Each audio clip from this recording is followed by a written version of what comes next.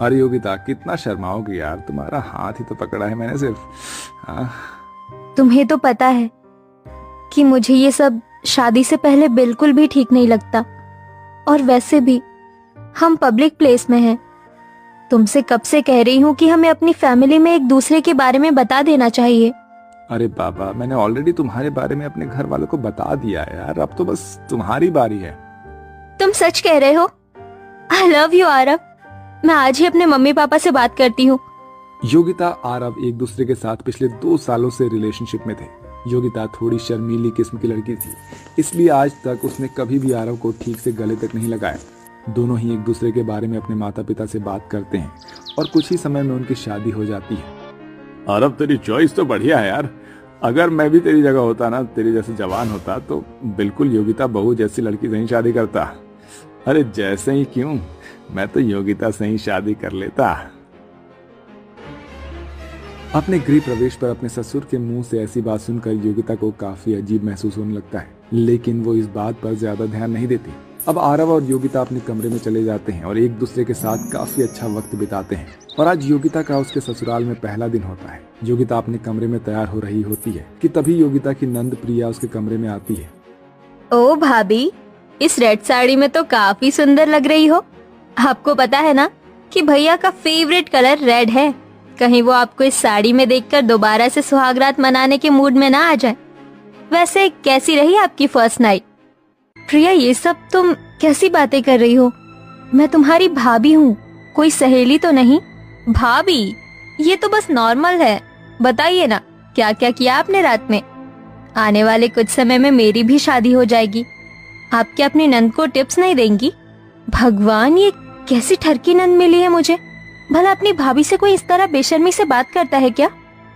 दरअसल योगिता के ससुराल वाले थोड़े आजाद ख्याल वाले होते हैं, या यूं कहें कि थोड़े ठरकी किस्म के लोग होते हैं। घर में बहू आ जाने के बावजूद भी उन लोगों में जरा भी समझ नहीं थी।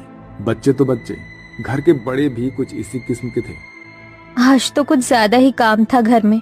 एक काम करती हूँ, थोड़ी देर आराम कर लेती हूँ। घर का सारा काम खत्म करके योगिता अपने कमरे में आराम कर रही होती है कि तभी योगिता का देवर दिनेश बिना अपनी भाभी के कमरे का दरवाजा खटखटाए उसके कमरे में आ जाता है, जिसे देखकर योगिता अचानक से हिचकिचाते हुए घबरा कर उठती है। अरे दिनेश, तुम ऐसे अचानक कमरे में कैसे चले आए? तुम्हें दरवाजा खटखटा कर आना चाहिए था ना। भाभी, मैं कोई पराया मर्द थोड़ी ना हूँ, आपका देवर हूँ भाई है? और देवर तो भाई के समान होता है ना। वो तो मैं आपसे कहने आया था कि शाम को मेरे कुछ दोस्त आ रहे हैं, तो आप ना उनके लिए कुछ स्नैक्स वगैरह तैयार कर दीजिएगा। अपने ससुराल वालों की ऐसी हरकत योगिता को बिल्कुल भी पसंद नहीं आ रही होती है। ऐसे ही एक दिन, योगिता बहू, अब तो तुम्हारी शादी को काफी समय हो गया है, तो कब दादा दादी बना रही हो हमें? माँ जी, सामने ससुर जी बैठे हैं और आप उनके सामने ऐसी बातें कर रही हैं। तो क्या हुआ बहू, वैसे भी अमरावती बहू की माँ बनने की उम्र थोड़ी ना है, अभी तो उन्हें एंजॉय करना है। वैसे तुम एक दूसरे के साथ अच्छा वक्त बिता पाते हो ना। मेरा मतलब तुम्हारे बगल वाला कमरा ही हमारा है। वैसे कल रात तो तुम्हारे कमरे से बहुत आवाजें आ रही थी, हैं?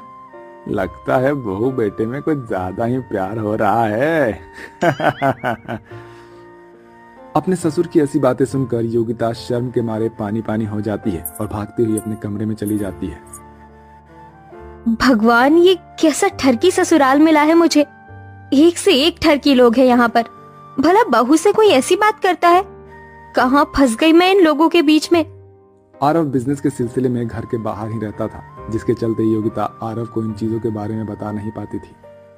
अरे योगिता बहू, कितनी बार कहा है तुझे कि ये सर पर घूंघट लेकर मत घुमा कर। हम मॉडर्न लोग हैं और हमारे यहाँ घूंघट वाली प्रथा नहीं है। हाँ हाँ, होगी भी क्यों। मॉडर्न के साथ साथ ये लोग ठरकी भी जो हैं। माँ जी, वो मुझे घूंघट में ही सही लगता है। बिना घूंघट के मुझे काफी अजीब लगेगा। एक बार तू ये घूंघट हटाकर तो देख, बहुत सुंदर लगेगा। अमरावती अपनी बेटी प्रिया के साथ योगिता को जबरदस्ती कमरे में ले जाती है और उसे साड़ी के बजाय एक वन पीस पहना देती है। वाह भाभी, आप कितनी हॉट लग रही हो। माँ जी, प्रिया, मुझे